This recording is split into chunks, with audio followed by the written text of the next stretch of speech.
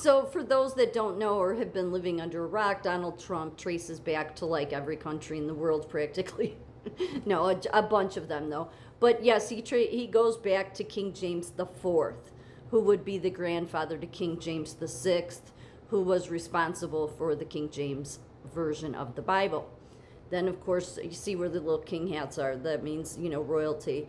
So then King Christian the First of Denmark, Norway, and Sweden. Yeah, I mean, he's, would be like the son of Norway.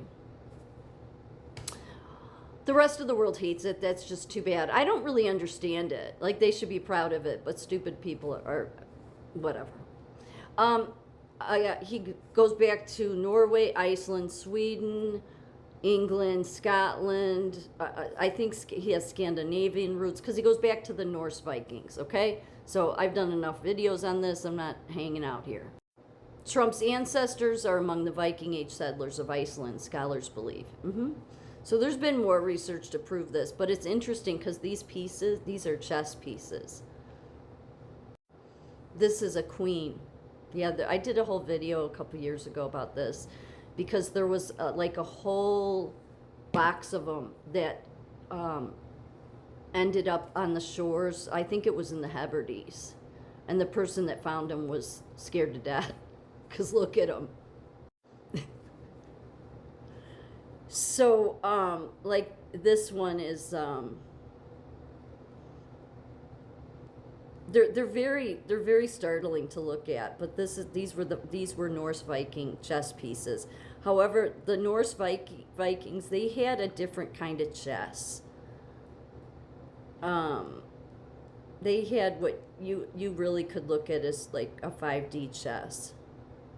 So this one is a queen gaming piece of the Lewis Chessmen, comprising some of 4 sets. The pieces are thought to have been crafted in Norway in the 12th and 13th century. So Lewis is part of the MacLeod's area, okay? Lewis and Skye in the Hebrides. And this is a rook. They're just startling looking. Which is part of the Lewis chess piece. The Scandinavian connections of leading members of the Isles may have been reflected in their military armament and could have resembled and depicted upon such gaming pieces. So even in the early Viking history, they didn't call it, they had a game that was very much like chess with pieces, but it was called Hafodil. So I don't even want to try to pronounce it, but it basically looked like this. It looked a lot like a 5D chessboard. So, yeah. So that's just interesting. Moving on. So I was talking yesterday about how Apostle John, who lived till an old age, 100, and to think that he stayed celibate just because the Catholic Church says so when Jesus never said any of that would be ridiculous and foolish. It only makes sense that he married and had children, and those children carried on a gift he had. I'm sure they did. A gift because they couldn't kill him. And I believe because of that church, God would bring it all together, okay?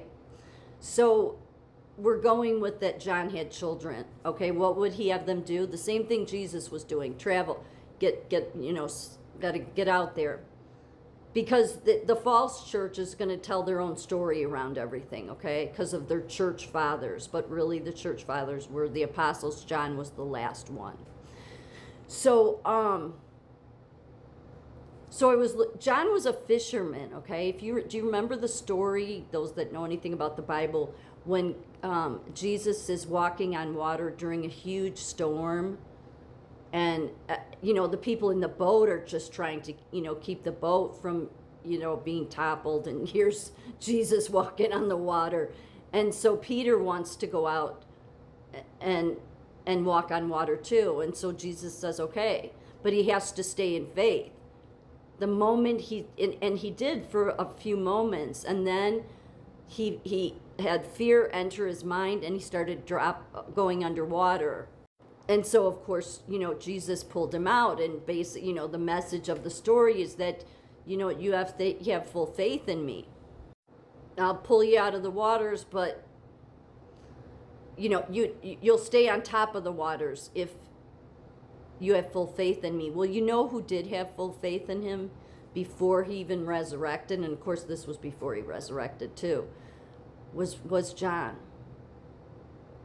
John did, because John didn't flee the cross. That's the reason that God would not let anybody kill him. He was martyred, but a living martyr.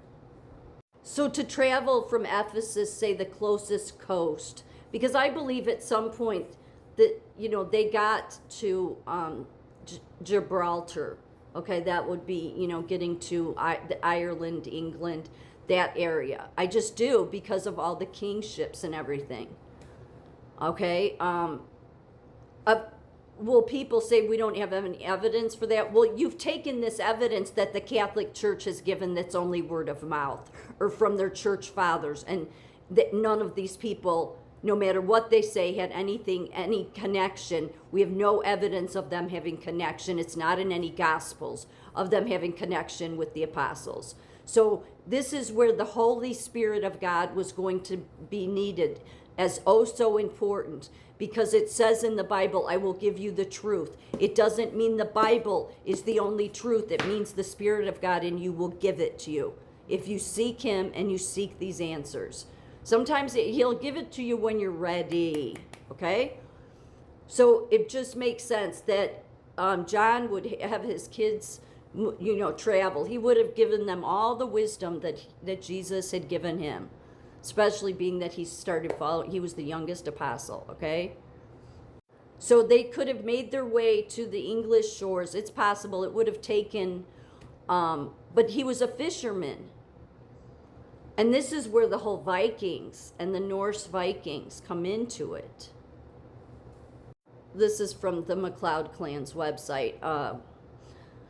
That's like a Viking, because in their lineage is the Viking Norse stuff.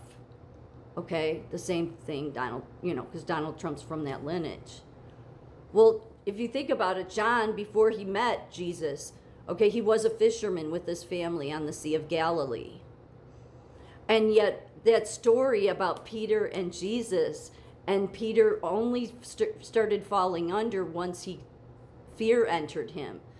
John's the one out of all of the men that he fully believed, because the rest of them were afraid of getting arrested when Jesus was being nailed to the cross, so they fled. But John didn't. That's the reason God protected him and didn't let them kill him. So that gift would have carried on into his children. And the reason I showed that other picture is because of this one that goes back to these the kings, but they were kings for the Isle of Man. The King of Man, which is Isle of Man, was the title taken between 1237 and 1504 by various rulers, both sovereign and suzerain, over the kingdom of Man, the Isle of Man, which is located in the Irish Sea at the center of the British Isles. So the history of the MacLeod clan goes back to Olaf the Black, or Leod, and he had ancestral ties to the Isle of Man through his father Olaf the Black, a Norse king who ruled, and you can see the rest as it says there. Okay, so can you see where I'm okay? The Vikings, huge seamen. Okay, it would all line up if you wanted to carry a special gift through a line. And I can't even pronounce that name, but that's like a Norway name. Was known as an English King Reginald, ruled as King of Man, Isle of Man. So all of it ultimately goes back to everywhere that Donald Trump is related, most especially to the MacLeods, okay, in Scotland, because of the Viking, Norse, Celt roots, all being fishermen, all being, from the Viking era, being able to handle the seas. And yet again, John the Apostle and Donald Trump are the only people that have had multiple assassination attempts and lived.